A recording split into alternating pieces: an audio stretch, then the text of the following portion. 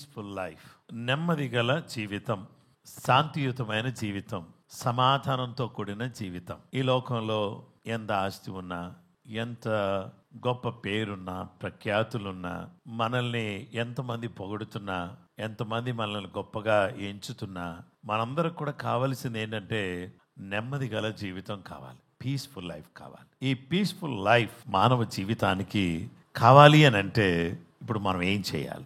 దేవుని బిడ్డలారా, మానవ జీవితంలో మనిషి నెమ్మదిగా ఉండడానికి కావలసిన 4 ప్రాముఖ్యమైన విషయాలు ఉన్నాయి.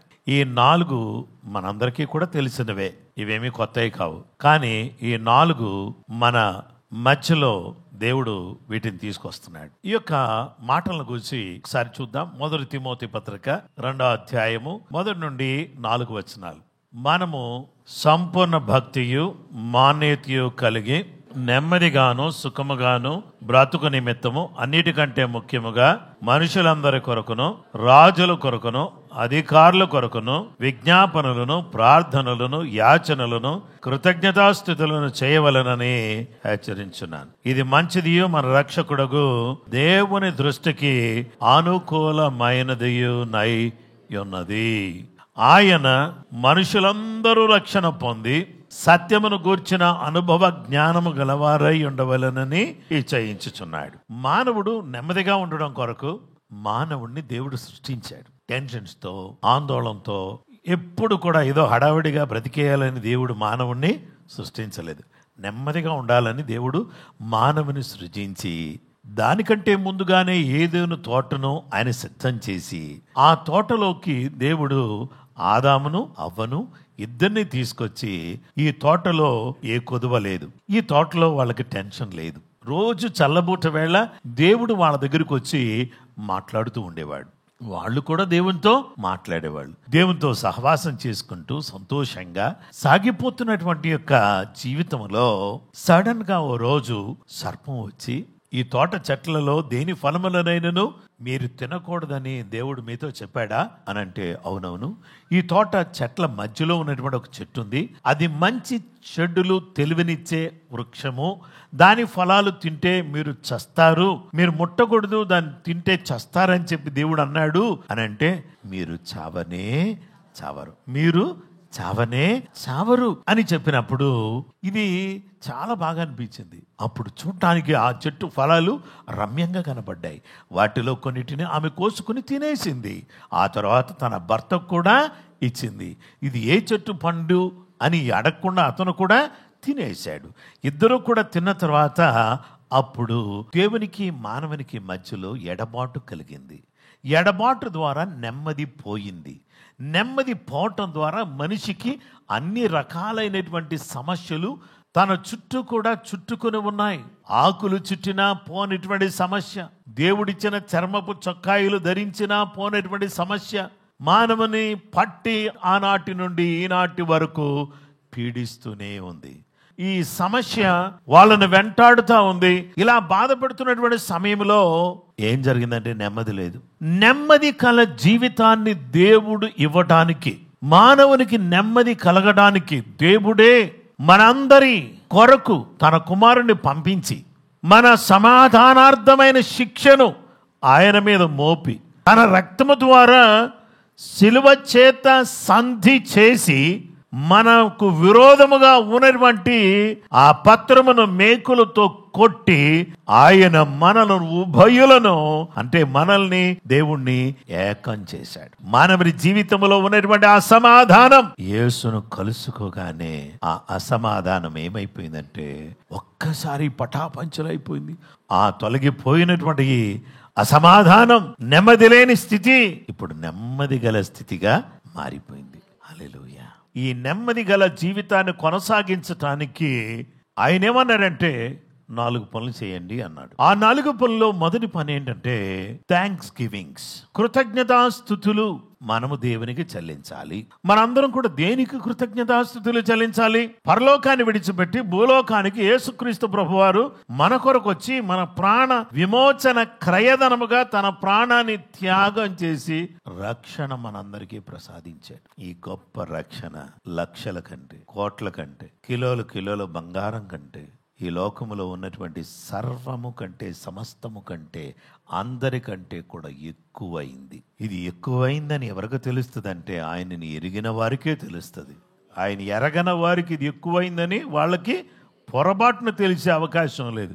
అందుకనే మనం అందరం కూడా ఏం చేయాలంటే, యేసయ్య దూరంగా ఉన్న మమ్మల్ని దగ్గరికి తీసుకొచ్చావు, నీకు స్తోత్రం అని చెప్పగలిగేటటువంటి వాళ్ళు చేసేటటువంటి ప్రార్థనలో మొదటగా వాళ్ళు స్టార్ట్ చేయగానే స్తోత్రం నాయనా, వందనాలు యేసయ్య అని చెప్పగలిగేటటువంటి వాళ్ళగా మనం ఉండాలి. యేసయ్య మన జీవితంలో ఏం చేశాడు, మన పిల్లల్ని ఎంతగా ఆశీర్వదించాడో చూడండి.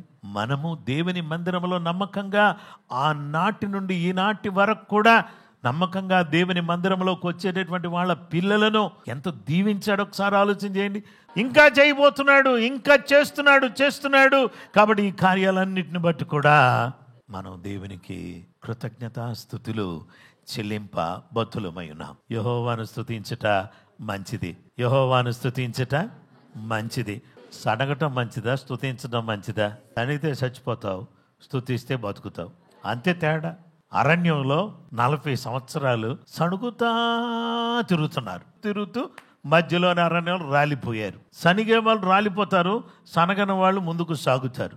దేవుని బిడ్డలారా, మనందరం కూడా ఎటువైపు మనం ప్రయాణం చేస్తున్నామంటే నెమ్మదిగా బ్రతకాలి. నెమ్మదిగా బ్రతకడానికి మనం స్తోత్రం చెప్తూ ఉంటే మన లోపల ఒక చక్కటి వైఖరి మనలో డెవలప్ అవుద్ది. ఆ డెవలప్ అయ్యే వైఖరి ఏంటో చెప్పమంటారా? అదేంటంటే దేవునికి అన్నీ మనం చెప్పుకుంటే బాగుంటుంది కదా అనే ఆలోచన వచ్చేస్తుంది అనమాట. స్తుతిస్తా ఉన్నప్పుడు దేవునికి అన్నీ చెప్పుకుంటే బాగుంటుంది కదా, మన విన్నపాలన్నీ కూడా ఆయనకి చెప్పేస్తే బాగుంటుంది కదా అనే ఆలోచన వచ్చేస్తుంది అనమాట. అలా ఆలోచన వచ్చినప్పుడు మనం అందరం కూడా ఏం చేస్తామంటే ఆయనకు మనం విన్నపాలు తెలియచేస్తాం. చూడండి, సప్లికేషన్స్ అనేదానికి గ్రీక్ వర్డ్ ఏంటంటే డియాసిస్ అనేటటువంటి గ్రీక్ మాట ఉపయోగించారు. డియోమై అనేటటువంటి గ్రీక్ మాటలో నుంచి వచ్చింది. దానికి అర్థం ఏంటంటే to ask or implore with passion and a heartfelt desire. దేవుని సన్నిధిలో మనము ఆయన అడగటం, ఆయన సన్నిధిలో ఆయనకు విన్నవించుకోవడం, మన యొక్క అభిరుచిని, మన యొక్క తపనను ఆయనకు వ్యక్తం చేయడం అనేటటువంటిది. ఆయనను అడుగుతూ ఆయన సన్నిధిలో విన్నపాలు తెలియచేస్తూ ఆయనను వెతకటం.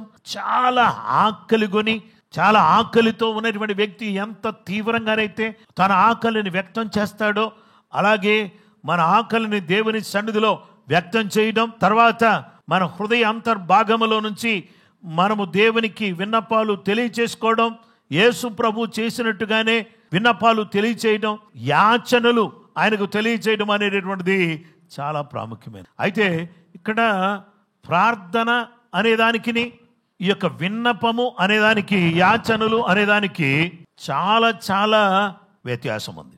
దేవుని సన్నిధిలో మన కృతజ్ఞతాస్తుతులు చెల్లించుచుండగా మన హృదయాంతర్భాగములో నుండి పూర్తిగా ఆయనకు మనలో ఉన్నటువంటి కోరికను, మనలో ఉన్నటువంటి తపనను ఆయన సన్నిధిలో మనము వ్యక్తము చేయటం కొరకు ఏర్పడేటటువంటి ఆంతరంగిక వైఖరిని విన్నపము అంటారు. ఈ ఆంతరంగికమైనటువంటి యొక్క వైఖరి మనలో డెవలప్ అయిన తర్వాత మనం ఏం చేస్తామంటే దేవునితో అత్యంత ఆసక్తితో ఆయనకు మన విన్నపాలు తెలియజేస్తూ వస్తాం. 1 తిమోతి 2:1-2 వరకు మనము సంపూర్ణ భక్తి గౌరవాలతో ప్రశాంతంగా సుఖంగా బతకటానికై మనుషులందరి కోసం, రాజుల కోసం, అధికారములో ఉన్నవారందరి కోసం విన్నపాలు, ప్రార్థనలు, ఇతరుల కోసం విన్నపాలు చేస్తూ కృతజ్ఞతలు చెల్లించాలని అన్నిటికంటే ముఖ్యంగా కోరుతున్నాను. అంటే మనం అందరం కూడా ఏం చేయాలి? దేవునికి మన విన్నపాలు తెలియచేయాలని నేను కోరుతున్నాను. 2వ దినవృత్తాంతాలు 6:39-40 నీ నివాస స్థలమైన ఆకాశము నుండి వారి విన్నపమును ప్రార్థనను ఆలకించి వారి కార్యమును నిర్వహించి నీ దృష్టి ఎదుట పాపము చేసిన నీ జనులను క్షమించుదువుగాక. నా దేవా, ఈ స్థలమందు చేయబడు విన్నపము మీద నీ కనుదృష్టి ఉంచుదువుగాక. నీ చెవులు దానిని ఆలకించును గాక. ఇక్కడ ఏం చేస్తానంటున్నాడంటే దేవుడు వారి కార్యమును నిర్వహించి, మన విన్నపాలు తెలియజేస్తా ఉంటే దేవుడు మన కార్యాన్ని నిర్వహిస్తాడు. నిర్వహించటం, మెయింటైన్ చేయడం అంటే వెహికల్ కొని దాన్ని కరెక్ట్గా మెయింటైన్ చేస్తే, సరియైన రీతిలో మెయింటైన్ చేయడాన్ని బట్టి ఎప్పుడు కూడా గుడ్ కండిషన్లో ఉంటుంది. అది అంటే మనము మంచి గృహ నిర్వాహకులుగా ఉండి మనం ఏం చేయాలంటే సరైన రీతిలో సరైన పద్ధతిలో అన్నీ కూడా మెయింటైన్ చేసుకోవాలి. మీరు నేను అందరం కూడా దేవునికి విన్నపాలు తెలియచేస్తుంటే ఆయన మన గుడ్ కండిషన్లో మన యొక్క పరిస్థితులన్నీ కూడా ఉండేటట్టుగా ఆయన నిర్వహిస్తూ ఉంటాడు.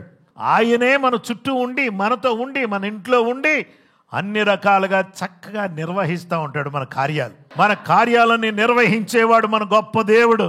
అందుకనే ఆయన సన్నిధిలో విన్నపాలు తెలియచేసేవారుగా ఉండాలి. ఆమేన్. ఇక మూడవది ఏంటంటే ప్రార్థనలు చేయాలి. మోషే ఓ రోజు అని ఏం చేశాడంటే, మోషే తాను ప్రార్థన చేశాడు. ఏమని ప్రార్థన చేశాడంటే, అసలు ఎందుకు ప్రార్థన చేయాల్సి వచ్చింది మోషే అనేది చెప్తాను చూడండి. దేవుడు అన్నాడు, మోషే వీళ్ళందరూ ఊరికే సనుగుతున్నారు, వీళ్ళేమో దూడం చేసుకుని నువ్వే దేవుడు అంటున్నారు, నువ్వే యెహోవా అంటున్నారు, నువ్వే మమ్మల్ని ఐగుప్తు దేశంలో తప్పించినోడు అంటున్నారు, రప్పించినోడు అంటున్నారు, పక్కకు జరిగాయా, నువ్వు ఒక్కడే నాకు అడ్డు వస్తున్నావు, నువ్వు పక్క జరిగితే వీళ్ళందరిని చంపేస్తాను అన్నాడు.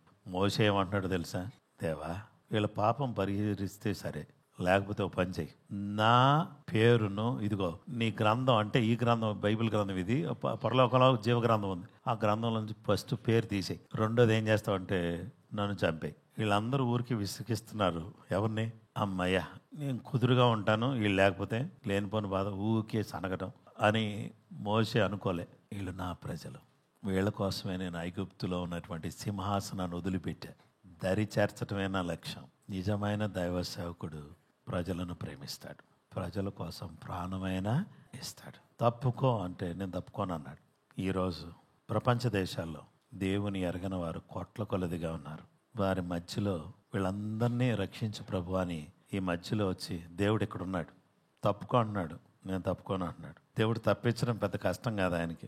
మోషే హృదయాన్ని చూశారు, తండ్రి వీరు ఏమి చేస్తున్నారు, నేను క్షమించమని యేసయ్య అన్నట్టు. మిరియాము, నీతోనే దేవుడు మాట్లాడా, పెద్ద నువ్వు గొప్ప, నేను అక్కడ నైల్ నదిలో నేను పడేసినప్పుడు నేను అసలు లేకపోతే నువ్వేమైపోయాడు ఎవరా, ఆ నీళ్ళలో కొట్టుకుపోయాడు కదూ, ఏమనుకున్నావు నువ్వు పెద్ద గొప్పవాడు అనుకుంటున్నావా అని తిరుగుబడింది ఆమె. ఇంతలోకి అహరోను కూడా ఏం చేశాడంటే, అహరోను కూడా ఇంటికి మాట్లాడుతున్నాడు, ఓన్ ఫ్యామిలీ అట్లా అని, ఏంట్రా నువ్వు పెద్ద గొప్పవాడువా అని అంది. అనేసరికి సడన్గా నొసటి మీద కుష్ఠరోగం వచ్చి చర్మం అంతా కూడా పసిబిడ్డకు కన్నా ఆ చర్మం అంతా ఊడిపోతే ఎట్లా ఉందో అట్లా మొత్తం కుష్టు వచ్చేసింది. వెంటనే మోసే వచ్చి అంటాడు, దేవా మా సిస్టర్ నాయన నన్ను తిట్టిందిలే పర్లేదు, ఏమన్నా అంటే అందులే, ఆమెను మాత్రం బాగు చేయి నాయన అని అడ్డం పడుతున్నాడు. మోసే అడ్డుపడేవాడు. ఇక నాలుగోది ఏంటో చెప్పమంటారా, విజ్ఞాపన ప్రార్థన చేయాలి. అందరూ కూడా విజ్ఞాపనలు చేయాలి. దేవునికి స్తోత్రం కలుగును గాక. ఓ తల్లి తన పిల్లల కోసం విజ్ఞాపన చేస్తుంది అనుకో, ఆ పిల్లలు ఏ పరిస్థితిలో ఉన్నా కానీ దేవుడు వాళ్ళకి సహాయం చేస్తాడు. ప్రతి తల్లి ప్రతి తండ్రి పిల్లలకు హెల్ప్ చేయాలని అనుకుంటారా, కీడు చేయాలనుకుంటారా? అయితే మీరు హెల్ప్ చేయాలనుకుంటే మీరు మీ పిల్లల కోసం ఏం చేయాలి, ఏ ప్రార్థన, విజ్ఞాపన చేయాలి. విజ్ఞాపనలు, ఇంటర్సెషన్ అంటే మధ్యలోకి వచ్చేయాలి. మధ్యలోకి వచ్చి వాళ్ళ కోసం మధ్యవర్తిత్వపు ప్రార్థనలు. దేవుని బిడ్డలమైనటువంటి మనందరితో కూడా దేవుడు ఈరోజు మాట్లాడుతున్నటువంటి విషయం ఏంటంటే, ఏమండి మనందరం కూడా విజ్ఞాపనలు చేయాలి. ఎందుకని చేయాలో తెలుసా, అవ్వ మోసపోయింది, అలా మోసపోకూడదు. ఆదాము మోసపోయాడు, అలా మోసపోకూడదు. అందరూ కూడా ఆశీర్వదించబడాలి, అందరూ దీవించబడాలి. అయితే ఆయన పిల్లలమైనటువంటి మనం అందరం కూడా ఏం చేయాలంటే ప్రార్థన చేయాలి. దేవునికి స్తోత్రం కలుగును గాక. ఇశ్రాయేలు ప్రజల మధ్యలో ఎవరు నిలబడ్డారు, మోషే నిలబడ్డాడు. దేవుని బిడ్డలారా, ఈరోజు మీ ఫ్యామిలీకి దేవునికి మధ్యలో ఎవరు నిలబడాలి, మీరే నిలబడాలి. అందరు కూడా ఎందుకు నేను నిలబడాలంటే అందరు రక్షించబడాలి. అందరు రక్షించబడడం కొరకు నేనేం చేయాలంటే నేను ప్రార్థన చేయాలి. మొదటిగా మీ చేయిలా చూపిస్తే నేను 5 విషయాలు చెప్తా. మొదటిగా మనుషులందరి కొరకు ప్రార్థన చేయాలి. రెండవది రాజుల కొరకు ప్రార్థన చేయాలి. మూడవది అధికారుల కొరకు ప్రార్థన చేయాలి. విజ్ఞాపనలు, యాచనలు చేయాలి. విజ్ఞాపనలు, విన్నపాలు ఈ దేవునికి మనము తెలియచేయాలి. ఇవి తెలియచేసినప్పుడు ఏం జరుగుతుందంటే మన జీవితంలో దేవుడు అద్భుతమైనటువంటి కార్యాలు, ఆశ్చర్యమైనటువంటి కార్యాలు, గొప్ప కార్యాలు ఆయన జరిగించడం మనం చూస్తాం. ఇప్పుడు మనం అందరం కూడా ఏం చేయాలంటే దేవునికి మనుషులకు మధ్యలో మనము బద్దలైపోయిన సందులో దేవుని దగ్గర నుంచి వీళ్ళకేమి రావట్లేదు, వీళ్ళ నుంచి దేవునికి ఏమి వెళ్ళట్లేదు. అయితే మధ్యలో సందు ఉంది. ఈ సందులో వచ్చి, ఈ గ్యాప్లో వచ్చి నువ్వు నిలబడ్డావంటే దేవుడు ఏం చేస్తాడంటే అద్భుతమైన కార్యాన్ని చేస్తాడు. ఈ సందులో నిలబడ్డానికి ఈరోజు అడ్డుపట్టడానికి ఎవరు వస్తారు? నేను వస్తాను పాస్టర్ గారు, నేను నిలబడతాను పాస్టర్ గారు. దేశంలో చాలామంది ఎక్కడ చూసినా విగ్రహారాధన, ఎక్కడ చూసినా భయంకరమైనటువంటి పరిస్థితులు, ఎక్కడ చూసినా నీతి లేదు, న్యాయము లేదు, కనికరము లేదు, మోసం, కళ్ళ ముందే అబద్ధాలు ఆడడం, ఎంతో భయంకరమైనటువంటి పరిస్థితులు జరుగుతున్నాయి. ఇలాంటి పరిస్థితుల్లో ఆయన నమ్ముకున్నటువంటి మనం అందరం కూడా ఏం చేయాలంటే సైలెంట్గా ఉందామా, అడ్డుపడతామా? ఎలా అడ్డుపడతావు అంటే విజ్ఞాపన ప్రార్థన చేయటం ద్వారా నువ్వు అడ్డుపడవచ్చు. నీ కుటుంబానికి వచ్చే కీడు తప్పించడానికి నువ్వు అడ్డుపడవచ్చు. నీ ప్రాంతం మీదకి వచ్చేటటువంటి ఉగ్రతను ఆపడానికి నువ్వు అడ్డుపడవచ్చు. ఇలా అడ్డుపడాలి అనంటే ఆయన పిల్లలమైనటువంటి మనం అందరం కూడా దేవుని సన్నిధిలో అంగలార్చడం నేర్చుకోవాలి. నెమ్మదిగా బ్రతకడానికి కృతజ్ఞతాస్తుతులు చెల్లించాలి, విన్నపాలు తెలియచేయాలి, ప్రార్థనలు చేయాలి, ఇక చివరిగా విజ్ఞాపనలు చేయాలి. అప్పుడు మనం నెమ్మదిగా సుఖంగా బ్రతకగలుగుతాం. అలా బ్రతకడానికి ఒక చిన్న ప్రార్థన చేద్దాం.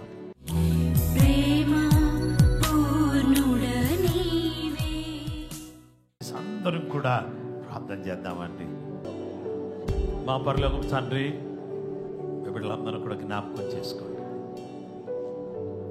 ఈ కడవరి దినాల్లో దుష్టుడు ఎంతో భయంకరంగా పనిచేస్తున్నటువంటి దినాల్లో ఎంతో మంది మనసులను, హృదయాలను లోకం తట్టు లాక్కుపోతున్నారు. ఈ టైంలో మా సంఘములో ఉన్న పిల్లలు కానీ, యవనస్తులు కానీ, స్త్రీలు, పురుషులు అందరూ కూడా నీ అడుగు జాడలో నడవడానికి సహాయం చేయండి. కృపని బిడ్డలకు కలుగుటకు సహాయం చేయండి. యేసు నామములో అడుగుచున్నాము తండ్రి. మన పరమ తండ్రి దేవుని ప్రేమ, కుమారుడైన యేసుక్రీస్తు ప్రభువారి యొక్క కృప, పరిశుద్ధాత్మ దేవుని నిత్య సన్నిధి సహవాసం చేరుమన మనకును సకల లోకములను పరిశుద్ధులకు సదా తోడే నడిపించును గాక. ఆమేన్.